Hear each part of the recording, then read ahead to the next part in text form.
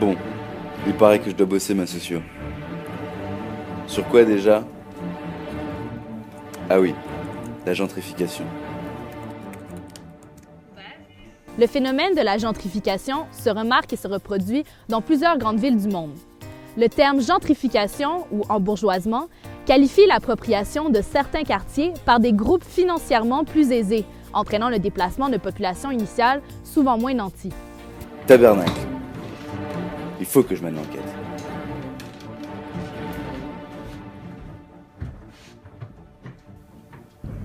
L'endroit où ce phénomène semble le plus apparent à Paris, c'est ici, à Barbès.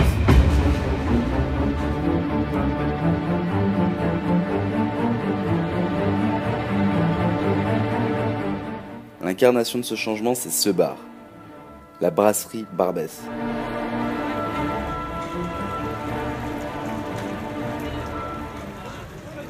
Autour d'un orangina hors de prix, nous rencontrons Cyril, un étudiant en économie.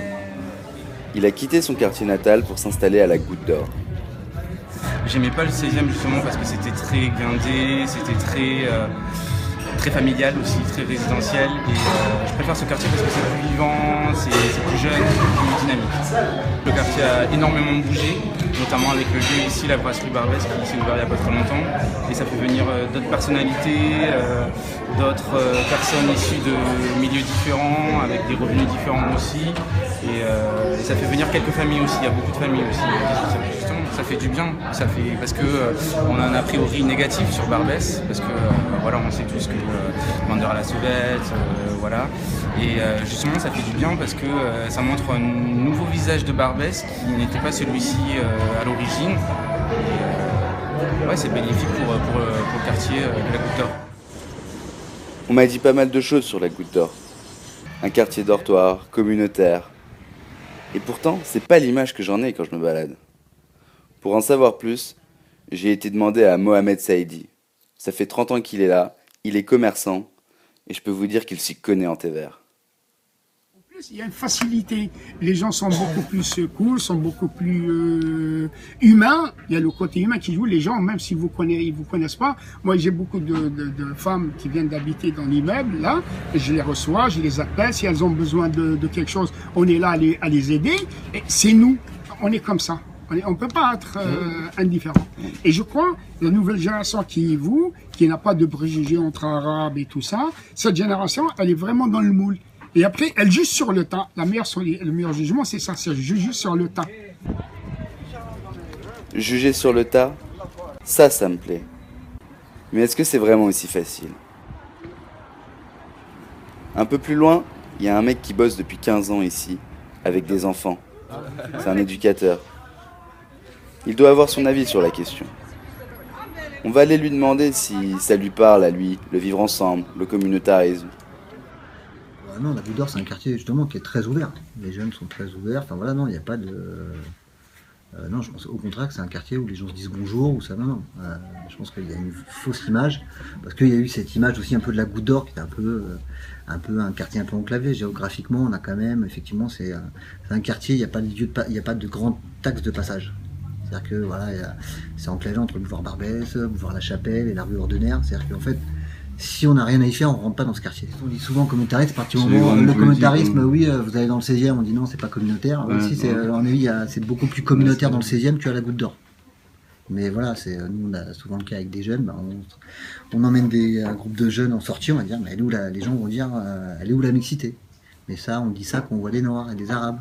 Quand on voyait un petit groupe de Blancs du 16e au centre de loisirs qui vont sortir, personne se verra dire, mais elle est où la mixité?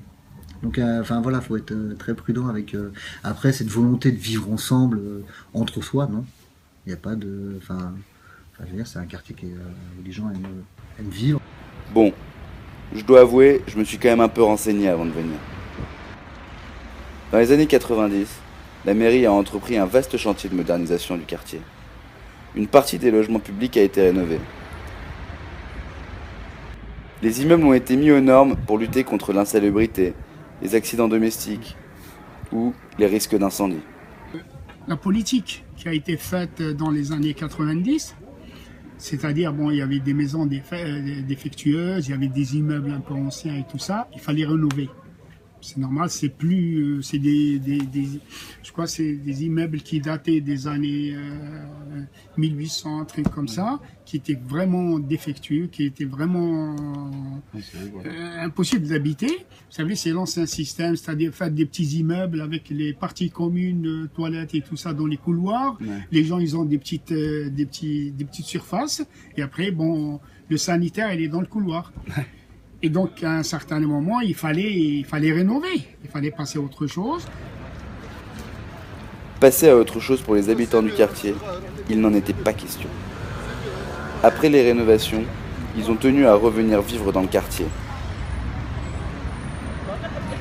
Et après la politique de la mairie de Paris, il fallait, et c'est une politique que moi, j'adhère pas, d'ailleurs c'est un fiasco, ils ont voulu, comment dirais-je, comme ils savaient qu'il y a une dominance africaine ici dans le quartier. Je dis maghrébine et africaine, parce que je rajoute le Mali et le Sénégal. Okay. Voilà. Donc, qu'est-ce qu'ils ont fait? Ils ont démoli les anciennes habitations, ils ont donné des logements à ces gens-là en dehors de Paris. Ouais. Ces gens-là n'en voulaient pas. Ouais. Et après, tout le monde est revenu. Lorsque les immeubles sont montés, tout le monde est revenu habiter le quartier. Il y a quand même un parc privé qui existe, mais la Goutte d'Or, il y a eu 2 tranches de réhabilitation qui datent il y a plus de, on va dire, il y a une quinzaine d'années pour la première tranche, qui est cette tranche-là sur le sud du quartier.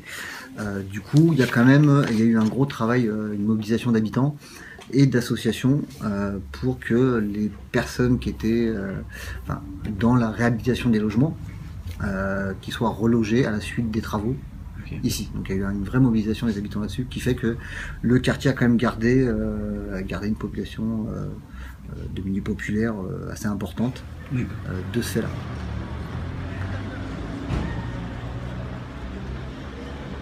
Bon ok, le quartier a clairement gardé son identité. Mais pourtant, ils sont bien d'accord pour me dire qu'il y a quand même du changement. Alors la gentrification, ça ressemble à quoi pour eux? Vous allez la rue Kaplan en haut, il y a beaucoup de jeunes créateurs qui viennent s'installer dans le quartier. Et c'est pas anodin.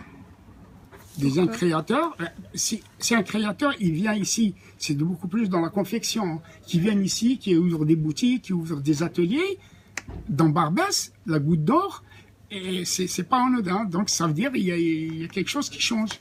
Et vous avez maintenant, juste au bout, à la place de Vanoprix qui a brûlé, maintenant vous avez une brasserie qui est bien, soi-disant, IP, vous avez des grandes enseignes qui s'approchent, et donc c'est un quartier qui est en pleine mutation.